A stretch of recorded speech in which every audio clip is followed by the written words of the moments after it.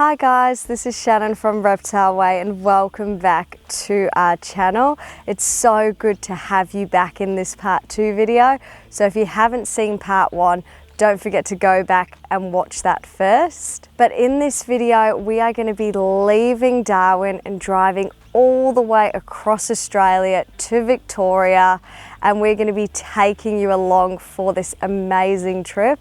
So I'll be showing you how I'll be transporting my reptiles, the travel tubs, taken in mind that it is a bit of a cooler climate and as well a bit of a long haul trip. And as well, you're going to get to see how I said goodbye to Darwin, doing some really fun tourist activities. So definitely, if you're around that area, check Darwin out and even do some of these fun activities. And then of course, I'm going to take you along for the road trip until we end up in Bendigo, Victoria. But let's dive into this video.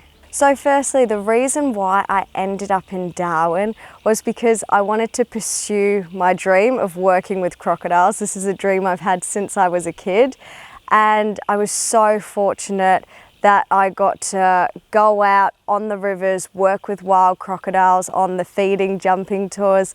And then I sort of moved into the parks and I did a lot more of educating the public as well as still doing tours. But I got to do crocodile egg collecting and seeing these guys hatch and really learning so much about these incredible animals we have in Australia. So that was why I ended up moving there in the first place. And now that I've sort of ticked that all off, my family in Victoria was sort of calling me back home as my sister is having a baby. So it's time to move back after 5 incredible years in Darwin. And yeah, I'll definitely miss it, but it's time. So now let's get straight into the move. So I had Rick and Ben from Kent show up and they were really great at, helping me pack up my entire life. And it's amazing to me how you can literally move all of your items from the top of Australia all the way down to the bottom. Australia's quite a large country. So yeah, I feel quite lucky that I can move all my things down. But here we go, they're taking my big wardrobe enclosure onto the truck and they did such a good job. This weighs over 100 kilos if I was to take a guess at it. And yeah, they're so delicate with it and making sure it doesn't get damaged. So I sold all of my enclosures besides this one and Gimli's new enclosure that you'll see shortly. But they did such an amazing job getting this on the truck. And once it's on the truck, they also put all these really thick fabric cloths over it just to protect it so it's not going to get damaged. But you can see my house getting more and more empty as we go. And here's Gimli's enclosure that we're bringing onto the truck. And again, this weighs probably around 100 kilos, slightly less than the wardrobe. And they did an amazing job again getting this onto the truck.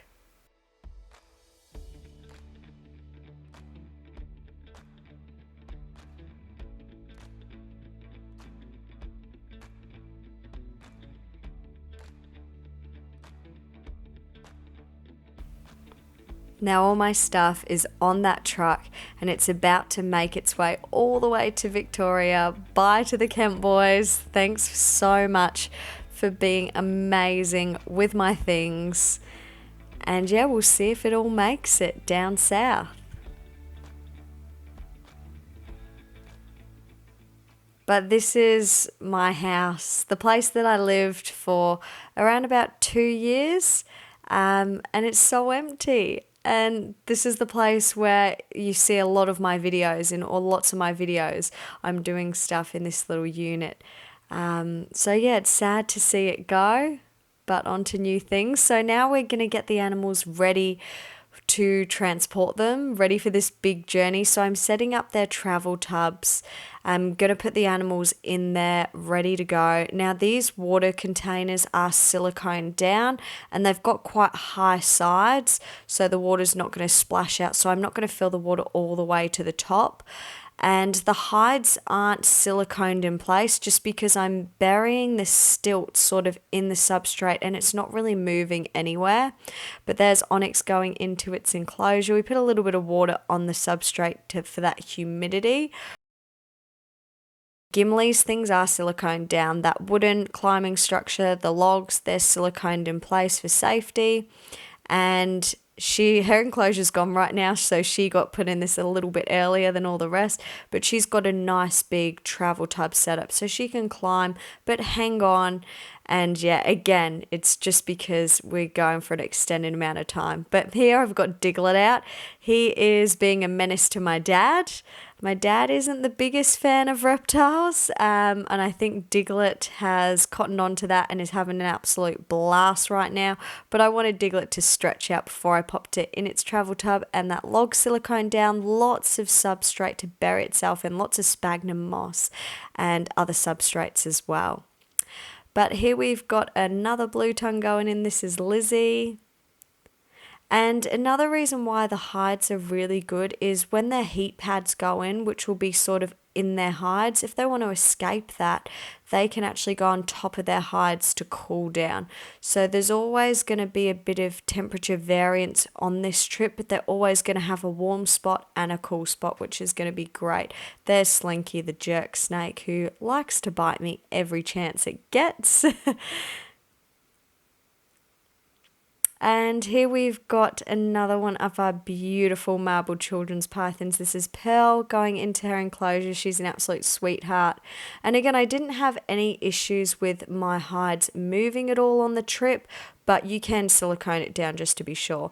Now, Squiggle, the green tree python, decided to shed like 4 days before we left. So I wanted to make sure its shed was completely done before we left, not to cause stress. So we're giving it some nice lukewarm soaks, bunk up that humidity, and literally the day before we left, it shedded completely.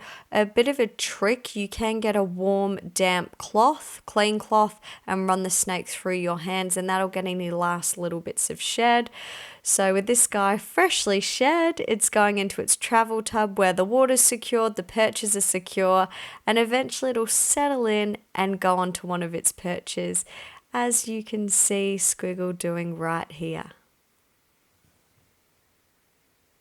So I couldn't leave Darwin without saying a proper goodbye and spending time with all the amazing friends that I'd made up there and just enjoying the last few weeks of me being there doing the things that we love. So let's start off with a bang. So I don't know if you guys have heard, in the Northern Territory on the 1st of July, on Territory Day, it's also called Cracker Night. And it's pretty much as this description says. It's sort of where we have a day that we are legally allowed to let off firecrackers, and it literally turns into a massive party across the whole of Darwin and other parts of the Northern Territory.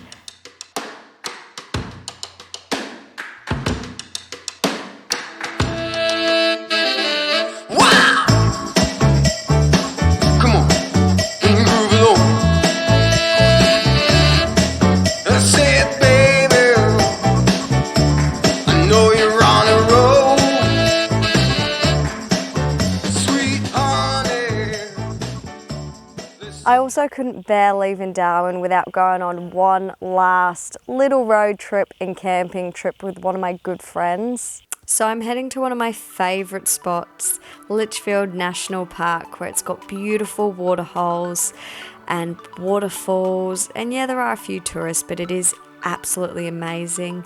I do like to stick to the designated swimming areas, and there are plenty of beautiful spots where there's no chance of saltwater crocodiles.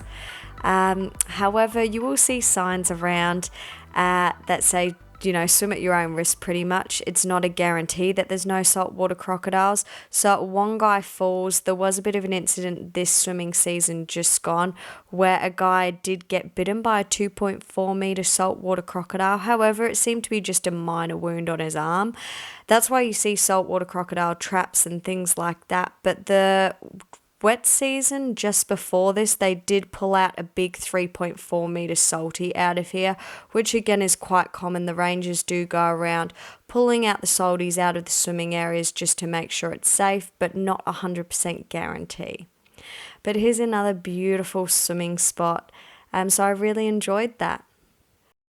I also had to go visit the company that I first started working with when I moved to Darwin, and they did jumping crocodile tours and feeding tours. So I went with one of my good friends who had never been before, and it was actually so much fun. It's a lot more fun when you're not actually the tour guide and you get to enjoy it a little bit more.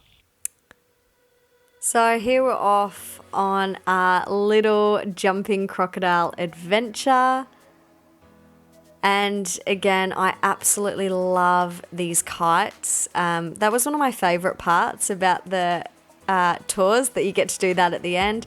But it was amazing seeing all the wild crocodiles again. And there were some crocs, quite a few crocs actually, that when I was out on the rivers working quite some years ago, and they're still there, they're still popping up on tours. So that's really good, and it's funny to see when the crocs get the better of the guide too, like stealing food without jumping. Cheeky bugger.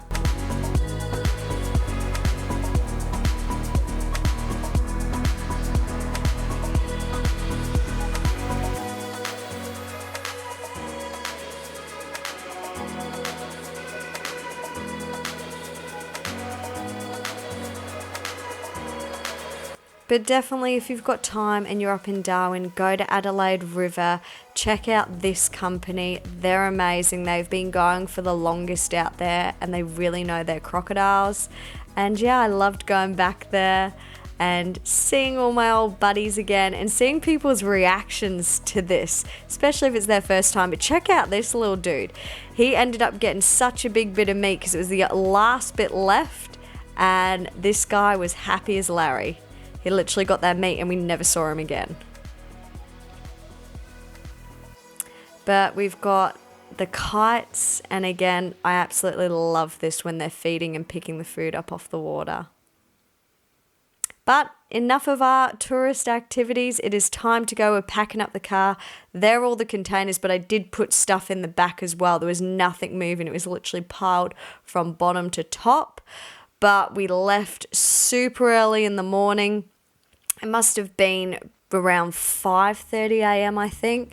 So we got to see a beautiful sunrise on our drive, passing lots of road trains, and yeah, just literally soaking in this beautiful place. And check out this is Devil's Marbles. If you're ever on the road near this place, it's amazing to check out all of these boulders. And here's the Devil's Marbles Hotel.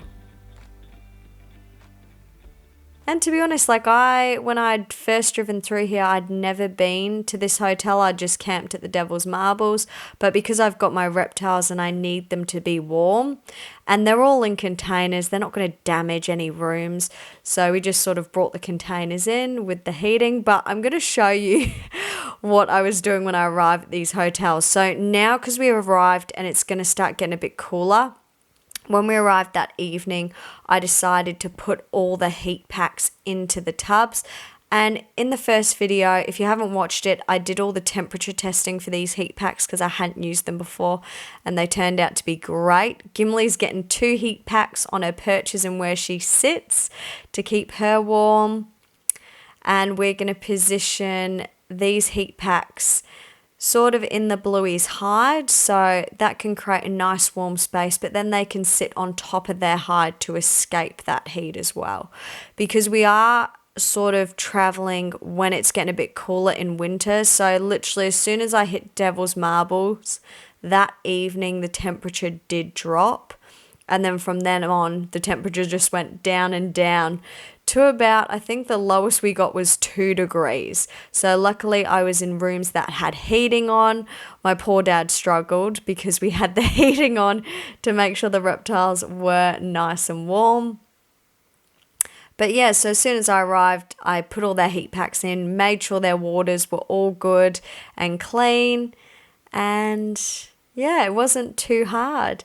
Here's the green tree python chilling out with its heat pack. And again, I'm temperature testing to make sure the temperatures are good. They're going to be fine. They've got a warm spot, a cool spot, temperature gradients. So it's really good to have a temperature gun with you so you can monitor your animals. And you can see the humidity in the green tree python's enclosure. It is great because that's what I'm worried about with that guy and with the bearded dragon, with it getting too cold. So everything's going quite well so far. So we're leaving again early in the morning, driving along. And again, we get to see some beautiful rock formations.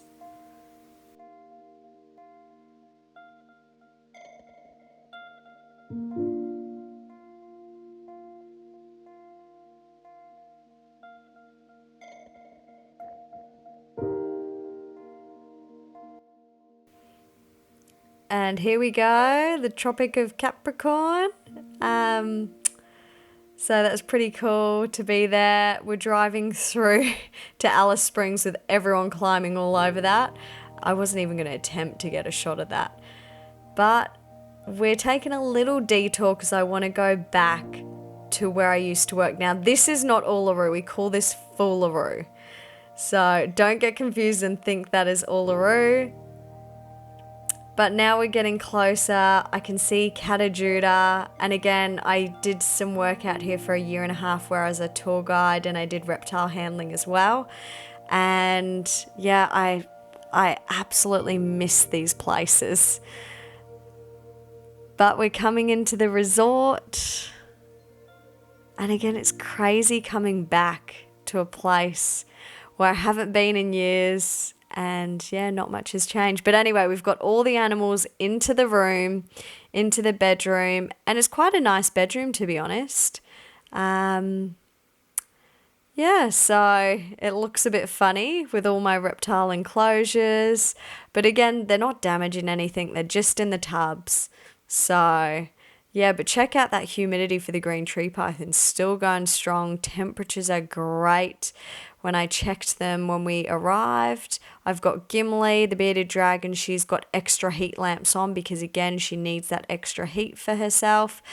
Now, this is all my cleaning stuff. So for the drive, I take plenty of paper towel, some chuck cloths, some soap in a plastic bag, my pipettes to sort of pipette the water out of the tubs because they're silicone down, and some spray water bottles and some Gorilla Tape if some of the tape has come off the enclosures and I need to pop some tape on there.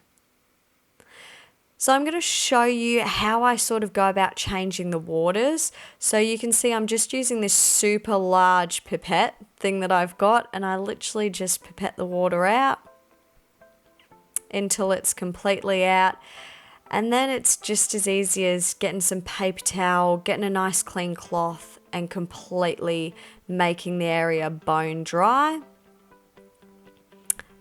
And making sure you get any debris, any of the substrate that's gone in there. And yeah, you fill it up with fresh water. So that's how I went about this whole process.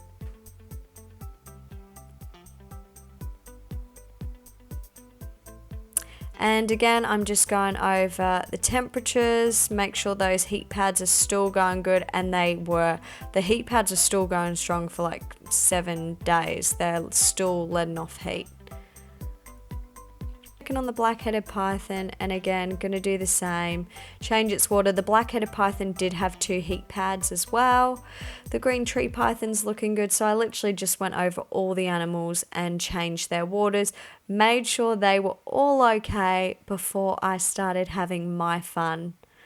And here we're off to Uluru Katajuda National Park, and we're gonna go check out Uluru. So that is the actual Uluru, otherwise known as Ayers Rock, but I call it Uluru. And there's the beautiful sunset spot that you can go to. And you can see I just can't wipe the smile off my face because I didn't actually know that I'd get time to come here. Like, I thought it might be dark by the time we arrive. So I got to do one of my favourite walks into Mudijulu Waterhole. And yeah, I've done so many tours here. Like, the amount of times I've probably been around Uluru in a year and a half, I can't count. It'll be over 300 times. Easy.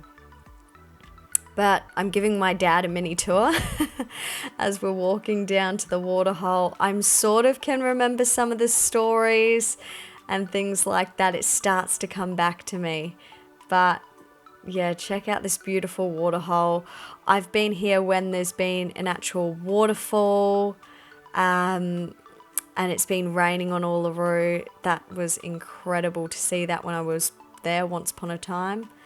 So now we're back on the road again, another super early morning. I think we've been leaving at 5:30 a.m. pretty much every single day, but we get to see a beautiful sunrise and we're leaving the Northern Territory and we've just entered into South Australia.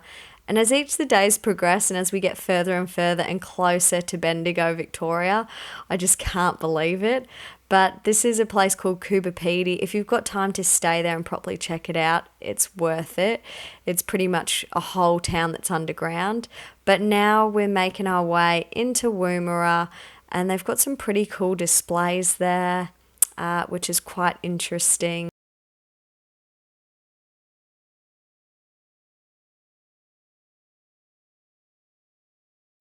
And this is our accommodation. So I'm pretty sure it's where sometimes the Air Force people stay or used to stay. So it's a little bit old fashioned, like the pink, very pink bathroom.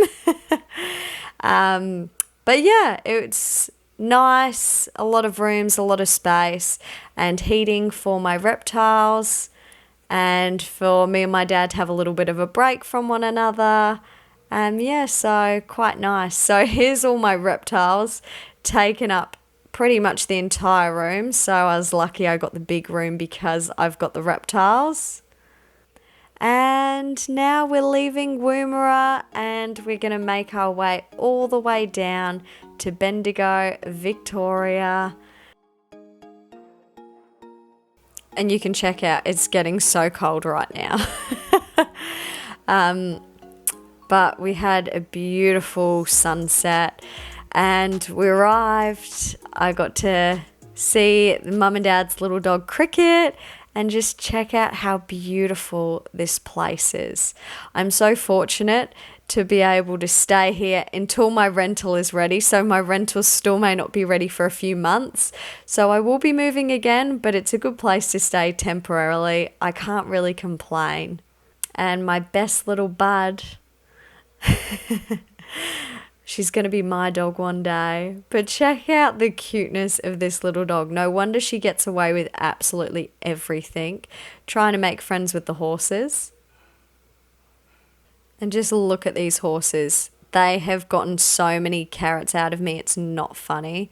Like, I am buying so many bags of carrots. Yeah, they're the carrot mafia, it seems. But the amazing thing is just spending time with my family. Like, I really won't take these moments for granted. Being able to go for walks with them, hanging out, chatting, you know, having a good feed together. But anyway, look at this.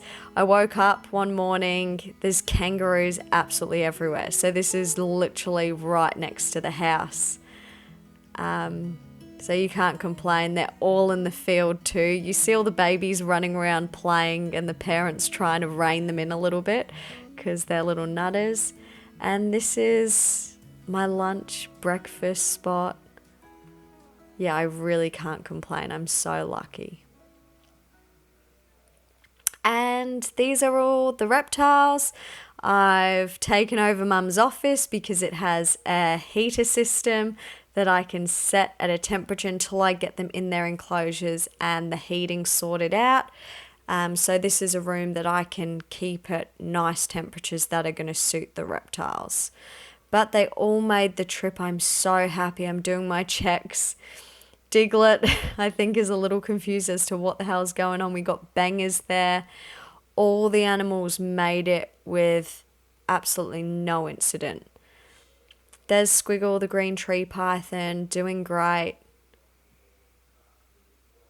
Gimli having a nice warm bath. This just helps get her digestion going a little bit, and you can generally get her to poop straight after that.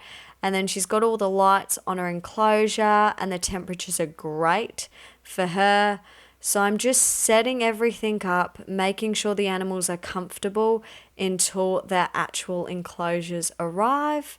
Yeah, so there's the trip. It's been a great trip, and to be honest, I'm just so happy all my animals are healthy and made it. So thank you so much, guys, for watching this video.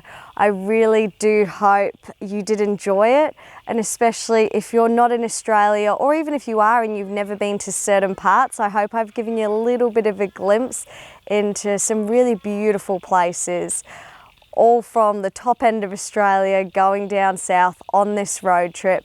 But please join us for part 3 that hopefully will be coming out not too long away, and we'll be showing you how we're going to be setting up all of our reptile enclosures, as well as some build videos for you. But until then, we'll see you next time. Bye, guys.